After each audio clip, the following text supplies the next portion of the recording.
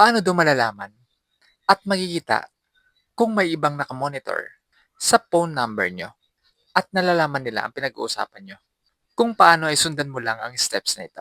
Open mo ang dial pad ng cellphone mo at i-dial ang asterisk number 62 number. At piliin mo dito kung anong SIM card ang gusto mong i-check. For example, ang SIM 1. I-click natin at dito po ay makikita nyo na ang call forwarding. At pag may nakita kayong phone number na nakalagay dyan, ibig sabihin ay may nakamonitor sa inyong mga tawag at dapat po natin itong i-remove. At para ma-remove natin yan, ay i-dial mo ang number 002 number. At i-click ulit ang SIM 1 na ginamit natin kanina.